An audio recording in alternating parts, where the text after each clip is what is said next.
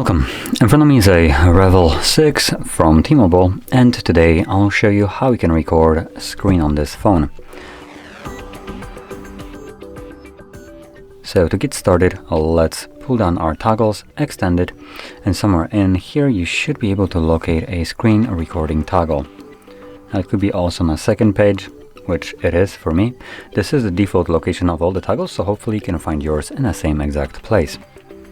Now from here, I can simply tap on it to start recording. This will give us just two options: record audio or record touch inputs. Now under record audio you have two options, so you can record device audio, microphone, or well, technically three options. We can record both of them as well. So choose whichever one you want. I'm gonna stick with just the device audio. When you select one, as you can see, it turns it on.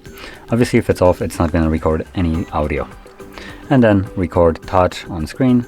I'm going to turn it on just so you can see how that looks like, but what it records is it adds on a recording a semi-transparent gray dot wherever your finger was pressing the screen. From there we can select start. It starts a countdown from 3 and then starts recording. So whatever you will do right now will be recorded. If you open some apps, they will be recorded as well. And once you're finished, you can simply just navigate back to your panel, tap right here to stop it, and that's it. It automatically saves the screen recording to your photos. So I'm going to open it up just so I can show you this. And you can see it's visible right here.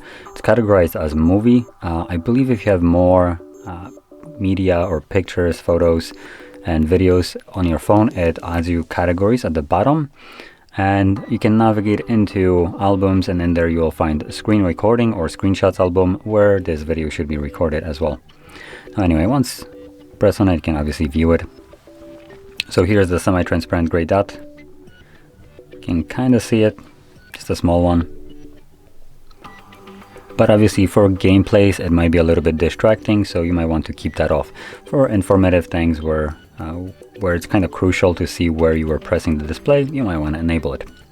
Now I'll mention one last thing. When it comes down to screen recordings, you won't be able to record everything with it. Some applications do block access to it for some stupid reason, which I still think should not be allowed for apps to define what you can do on your own app, on your own phone. But I digress. So sticking with the subject, some apps block it, and those apps, for instance, would be primarily bank account apps.